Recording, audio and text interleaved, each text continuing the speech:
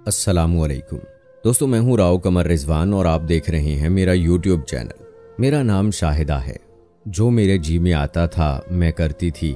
मैं फितरतन जिद्दी थी। वालिदा बहुत समझाती थी मगर किसी की न सुनती थी। मैं बस अपने दिल की सुनती, अपने दिल की हर बात मानती थी।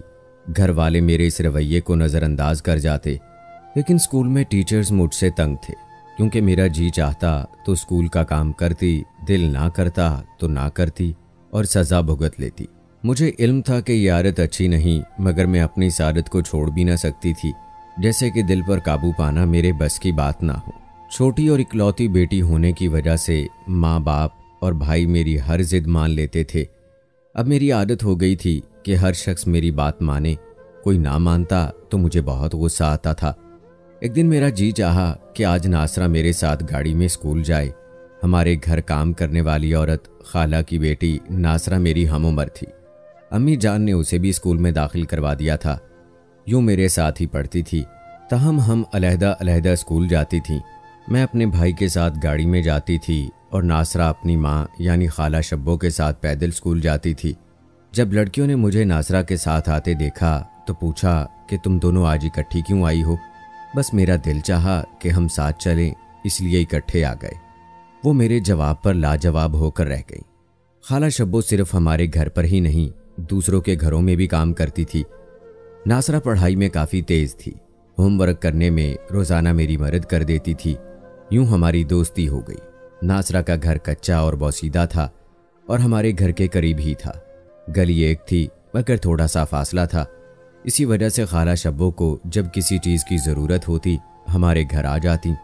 अम्मी पुराने वक्तों से उन लोगों को जानती थी, इसलिए उनकी मदद कर देती, इज्जत से बात करती। खाला शब्बो कहती थी कि मेरा आप लोगों के सिवा कोई और नहीं है। अगर आपका आसरा ना होता तो मैं कब की ये मोहल्ला छोड़कर कहीं और जा चुकी होती। एक दिन नासरा ने मुझे बताया कि जब वो स्कूल से लौट रही थी तो एक लड़का गली में मिला और रोककर पूछा, तुम्हारा नाम क्या नासरा है? मैं हैरान रह गई कि इस अजनबी लड़के को मेरा नाम कैसे मालूम हुआ। खौफजदा हो गई कि इससे पहले वो कुछ और पूछे, भाग खड़ी हुई। ये बात बताते हुए वो तो पसीना पसीना हो रही थी। तभी मैंने उसे तसल्ली दी कि परेशान मत हो, ये लड़कों की आदत होती है कि वो अकेली लड़की को देखकर बात करने की कोशिश करते हैं। नासरा ने कहा कि अकेले स्कूल जाना मेरी मजबूरी है। अम्मी को सुबह काम पर जाना होता है, मुझे स्कूल छोड़ने जाती है तो उन्हें देर हो जाती है तो बाजी नाराज हो जाती है। जिस घर पे वो काम करती हैं अब तो वापसी में भी अकेले आना ही पड़ता है। मैंने कहा कि कल से तुम मेरे घर आ जाना, हम इकट्ठा पैदल चली जाया करेंगी और वापस भी एक साथ ही आ जाया करेंगी। यूं हम अब एक साथ स्कूल आने जाने लगी। एक रोज इकट्ठे घर लौट रही थी कि नासरा ने मुझे बताया, देखो ये वही लड़का है जिसने मेरा नाम बताया था। तभी मुझे शरारत सूझी और मैंने उसके करीब जाकर कहा, सुनो मिस्टर, तुम दूसरों के नाम तो मालूम करने के चक्कर में रहते हो, ज़रा ये तो बताओ तुम्हारा अपना नाम क्या है? मेरा नाम नासिर है। उसने फ़ौरन ही जवाब दिया। मैं समझी कि उसने अपना नाम नासिर इस वजह से बताया है क्योंकि नासरा मेरे साथ थी, जिसका नाम वो किसी तौर जान चुका था। उस लड़के की शरारत पर मैं मुस्कुरा दी और कहा, वाह बड़े हाजिर दिमाग हो। ये कहकर हम आगे बढ़ गए। हालात और ख़ानदान का इंसान पर बड़ा असर होता है। मैं चूंकि खुशहाल घराने से थी, मुझ में जितना एतमाद था उतना नासरा में नहीं था। गुर्बत और मासी की बेटी होने की वजह से वो एहसासे कमतरी का शिकार थी, साथ ही बुज़दिल भी थी। हालांकि मुझसे कहीं ज़्यादा खूबसूरत और ज़हीन थी। पढ़ाई में अव्वल जा रही थी, मगर जब किसी से बात करनी होती तो उसकी आवाज़ ना निकलती। मुझे वो इसलिए पसंद थी कि मेरी ताबेदारी करती थी, मेरे हुक्म की ग़ुलाम थी। जाहिर है हमारी नौकरानी की बेटी थी और हमारे खर्चे पर तालीम हासिल कर रही थी, तो क्यों ना एहसानमंद होती। मैंने महसूस किया कि कुछ दिनों से वो चुप चुप रहने लगी है, जैसे कोई बात छुपा रही हो। पूछा भी, नासरा तुम्हें क्या हुआ है, क्यों चुप चुप रहने लगी हो? आजकल स्कूल के होमवर्क पर भी तवज्जो नहीं दे रही हो? तो बोली, ऐसी कोई ख़ास बात नहीं, छोटा भाई बीमार है तभी परेशान रहती हूँ। जल्द अच्छा हो जाएगा, कुछ नहीं होगा उसे, बच्चे यूं ही बीमार पड़ जाते हैं। मैंने उसे तसल्ली दी। कुछ अरसे से हमारी गली में एक मकान खाली पड़ा था, फिर पता चला किसी ने उसे खरीद लिया है। चंद दिनों बाद नए लोग भी मैदान में आबाद हो गए। मैं स्कूल से वापस आई तो अम्मी ने बताया, नए पड़ोसी आ गए हैं, तुम खाना खा लो, उनसे मिलने चलते हैं। थोड़ी देर बाद हम दोनों माँ बेटी उनके घर चले गए। ये देखकर हैरत हुई कि खाला शब्बो, जो कि हमारी मासी हैं, उनके किचन में काम कर रही थी। जाने कब उन्होंने उन्हें काम पर रख लिया था। खाला शब्बो ने जिक्र भी ना किया था हमसे कभी। खैर, हमने इस बात को नज़रअंदाज कर दिया और नए पड़ोसियों से मिलकर आ गए। ख़वातीन काफ़ी अच्छी थीं। उन्होंने बताया कि उनका बेटा कॉलेज में पढ़ता है और इंजीनियरिंग के आखिरी साल में है। मुख्तसर सी फैमिली थी।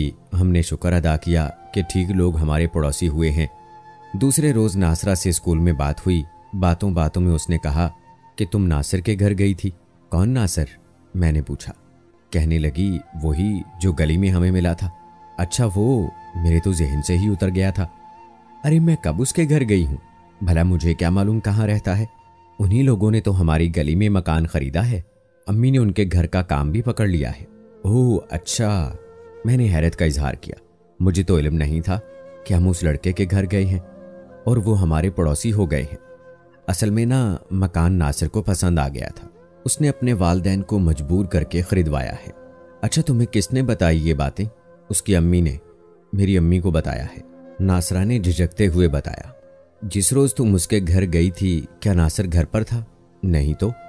उनकी माँ ने बताया था कि उनका एक बेटा है और वो पढ़ने गया हुआ है। क्या तुम उनके घर गई हो? नहीं, मैं तो नहीं गई और न मैं कभी जाऊंगी। मैं नहीं चाहती कि उस पर यह बात खुले कि मैं एक मासी की बेटी हूँ जो लोगों के घरों में काम करती है और उनके घर में भी। पर इससे क्या फ़र्क पड़ता है? पड़ता है, बहुत फ़र्क पड़ता है। तो क्या तुम्हें वो अच्छा लगता है? अगर वो तुम्हें अच्छा लगता है तो तुम्हारी मैं उसके साथ दोस्ती करवा देती हूँ। नहीं, ऐसी कोई बात नहीं। हर इंसान को अपनी इज्जत अजीज होती है। फ़र्ज करो अगर मुझे पसंद करता हो तो तब क्या? तो फिर मैं कोशिश करूंगी तुम्हारी उसके साथ शादी करवा दूं। यानी मेरे साथ? एक मासी की बेटी के साथ? उसने हैरत से मुझसे पूछा, जैसे मैंने कोई अनहोनी बात कह दी थी। फी ज़माना ये थी भी अनहोनी बात। भला अमीर फैमिली अपने घर के बर्तन मांजने वाली की बेटी से क्यों कर अपने बेटे की शादी कर सकती थी। खैर, बात आई गई हो गई। ताहम नासरा नासिर के घर न गई ताकि उसे मालूम ना हो सके कि वो एक मासी की बेटी है जो उनके घर में काम करती हैं। हमारा आना जाना उस फैमिली में बढ़ा। अम्मी और नासिर की वालिदा के बहुत अच्छे ताल्लुकात कायम हो गए। मेरी भी दोस्ती उनकी बेटियों से हो गई। वो अक्सर हमारे घर आने जाने लगी। कई बार उन्हीं के घर नासिर से मेरी मतभेड़ भी हुई और हम बातचीत भी करने लगे थे। जब हमारी बात होती तो वो नासरा के बारे में भी एक दो सवाल ज़रूर करता था। मसलन, नासरा कैसी है, कहाँ रहती है और हमारे घर उसे क्यों नहीं ले आती हो, किस दिन उसे अपने साथ लेकर आओगी। मैं उसके सवालों के जवाबात टाल जाती। कभी उसे ना बताया कि उसकी माँ तुम्हारे घर रोज़ काम करने आती है, क्योंकि मुझे नासरा ने मना किया हुआ था। वक्त गुजरता रहा। नासर ने तालीम मुकम्मल कर ली। नासरा और मैंने भी मैट्रिक पास कर लिया। नासरा का इरादा आगे पढ़ने का था, मगर गुर्बत आड़े आ गई और वो कॉलेज में दाखिला ना ले सकी। जबकि वसाइल होने के बावजूद मैंने खुद दाखिला ना लिया, क्योंकि मेरा जी पढ़ाई में लगता ही नहीं था। अब इधर अम्मी को मेरी शादी की फिक्र लगी, उधर खाला शब्बो को नासरा के हाथ पीले करने की फिक्र सताने लगी। बच्चियां जवान हो जाएं तो माओं को उनके अच्छे रिश्तों की तलाश होती ही है। एक दिन अम्मी ने नासिर की वालिदा से मेरे रिश्ते के लिए तज़किरा किया। उन्होंने कहा कि अगर पसंद करें तो मैं नासिर के लिए आपकी बेटी का हाथ मांगना चाहूँगी। वालिदा ने खुश होकर कहा कि मैं शाहिदा के वालिद से मशवरा कर लूँ, आपको इंशाअल्लाह हाँ में ही जवाब दूंगी। गुमान भी ना था कि मेरी तकदीर नासिर के साथ बंधी हुई है। जब वालिदा ने मंगनी का बताया तो मैं तो हैरान हो गई, मगर इनकार नहीं किया, क्योंकि उनके घर आने जाने की वजह से मुझे अंदाज़ा हो गया था कि ये अच्छे और प्यार करने वाले लोग हैं। और जब मैंने गौर किया तो मुझे नासिर में भी कोई बुराई नज़र ना आई, मगर खूबियाँ ही खूबियाँ नज़र आईं। वो इंजीनियरिंग में पोजीशन लेके पास हुआ था और ख़ूबसूरत होने के साथ साथ दौलतमंद बाप का बेटा भी था। बहरहाल बड़ों ने आपस में मामला तय कर लिए। यूँ मेरी उसके साथ मंगनी हो गई और शादी 2 साल बाद होना करार पाई। मेरी नासरा से मुलाकात हुई तो उसे खुश होकर मैंने बताया, लेकिन वो इस खुशखबरी को सुनकर खुश ना हुई, खामोश हो गई। तब मैंने कहा कि तुम इस खबर पर खुश नहीं हो? बोली, ये बात नहीं। दरअसल मेरी अम्मी ने भी मेरी मंगनी की तारीख रख दी है। किसके साथ? मैंने बेइख्तियार पूछा। कहने लगी, एक ऐसे आदमी के साथ जिसकी पहले एक बीवी है और 6 बच्चे भी। उसकी बीवी बीमार रहती है इसलिए दूसरी शादी कर रहा है, मुझे उसकी नौकरानी बनाने के लिए। और माँ ने सिर्फ ये देखा है कि उसकी आमदनी अच्छी है, मकान अपना है, दुकान करता है, बस और कुछ नहीं देखा। तो क्या तुम इस रिश्ते पर खुश नहीं हो? जाहिर है, मगर क्या करूं, मजबूरी है, माँ भी मजबूर है। उसे भी कोई ऐसा दामाद चाहिए जो गुर्बत के दिनों में उसका साथ दे, उसका सहारा बन जाए। इसलिए मैंने ये रिश्ता कबूल कर लिया है। तब मेरे दिल से आह निकल गई। हाय, गुर्बत कैसी बुरी बला है। मंगनी के बाद नासिर को एक बड़ी कंपनी में अच्छी मुलाजमत मिल गई। वो दुबई चला गया। बाकायदगी से अपने घर वालों को खतूत लिखता, फ़ोन भी करता, मगर किसी ख़त में मेरा तज़किरा न करता। मैं उसकी बहनों से पूछती कि मेरे बारे में कोई बात लिखी है या नहीं। वो कहती नहीं, तुम्हारे बारे में तो कुछ नहीं लिखा। एक दिन उसकी बहन ने कहा कि मैं तुम्हें उसके घर का पता देती हूँ, तुम खुद उसे ख़त लिखो, क्या पता जब उसे तुम्हारा ख़त मिले तो वो तुम्हारे साथ राब्ता शुरू कर दे। अलीना के कहने पर मैंने नासिर को 2-3 खतूत लिखे, फ़ोन भी किया, मगर उसने जवाब ना दिया। तो मेरा दिल बुझा बुझा रहने लगा। मेरी एक सहेली ने ब्यूटिशियन का कोर्स किया था और वो फिर दुबई चली गई थी। वहाँ उसने अपना पार्लर खोल लिया था। मैंने उससे राब्ता किया और यूं हमारी फ़ोन पर बात होने लगी। उसको मैंने बताया कि मेरा मंगेतर भी दुबई में है, जी चाहता है कि मैं भी दुबई आ जाऊं। तो वो बोली, हाँ ज़रूर आ जाओ, ब्यूटिशियन का कोर्स भी कर लो तो अच्छा रहेगा। अब मेरी नासिर से मंगनी को 1 बरस हो चुका था, मगर वो यहाँ आने का नाम ही नहीं ले रहा था। मेरे अलावा अम्मी अब्बू भी परेशान थे और जब उसके घर वालों से बात करते तो वो भी गोलमोल जवाब देते। एक दिन मेरी नासरा से मुलाकात हो गई। उसने बताया कि उसकी सौतन बहुत सफाक और हासिद औरत है, उसे छोटी छोटी बातों पर मारती है। शौहर भी उसे अहमियत नहीं देता, बल्कि अपनी बड़ी बेगम की शिकायत पर खनक कर रख देता है। इस बार जब उसने माँ के घर जाने को कहा तो शौहर ने उसे इतना मारा कि वो मरते मरते बची। तभी उसकी माँ ने तलाक दिलवा दी है। आजकल वो मैके में है। उसकी दास्तान सुनकर तो मुझे बहुत दुख हुआ। सोचा कि गरीब लड़कियों के नसीब भी कम अच्छे होते हैं। हम नासरा के घर गए। उसकी माँ ने बताया कि वो ये घर बेचकर कहीं और जा रहे हैं, क्योंकि उन्हें नासरा का इलाज करवाना है, रकम की ज़रूरत है। नासरा बहुत बीमार है, खून की कमी हो गई है। बात दरअसल ये थी कि वो अपने साबिक दामाद से खौफजदा थीं। इसी वजह से वो घर को बेचकर किसी नामालूम जगह पर शिफ्ट होने का सोच रही थी। मैंने पूछा, आंटी नासरा कहाँ है? कहने लगी कि अस्पताल में है। तो मुझे भी ले चलें, मैं उसे देखना चाहती हूँ। तो मुझे बोली, बेटा 1-2 दिन के बाद तुम्हारे पास आऊँगी, तुम्हें उसके पास ले जाऊँगी। फिर वो रोने लगी। कहा कि मैंने अपनी बेटी के साथ बड़ा जुल्म किया है, बड़ी उम्र के आदमी के साथ शादी कर दी, सौतन पर ब्याह दिया। अब मेरी बच्ची मरते मरते बची है, अब उसे खून की बोतलें लग रही हैं। इस बात के चंद रोज़ बाद नासिर की वालिदा हमारे घर आईं। बताया कि नासिर आ रहा है। हम सब खुश हो गए कि अब मेरी किस्मत में भी बहारों फूल खिलने वाले हैं। मगर तकदीर कोई और फैसला कर चुकी थी। नासिर ने आते ही शादी से इनकार कर दिया। कहा कि फ़िलहाल वो शादी नहीं कर सकता, क्योंकि कंपनी की तरफ से वो अमेरिका जा रहा है। 1 साल बाद जब वो आएगा तो शादी होगी। ये हकीकत जानकर तो हम सब परेशान हो गए। चंद दिन रहकर वो दुबई लौट गया। उसने मुझसे फ़ोन पर बात तक करने की जहमत गवारा ना की। तो मेरे दिल में खटका हुआ कि ज़रूर दाल में कुछ काला है। मैंने कहा था ना कि मनमौजी किस्म की लड़की थी, जो जी में आता था ठान लेती थी करने की। लिहाजा मैंने 6 माह का ब्यूटिशियन का कोर्स किया और अपनी दोस्त को फ़ोन किया कि दुबई में मेरे लिए जॉब देखो।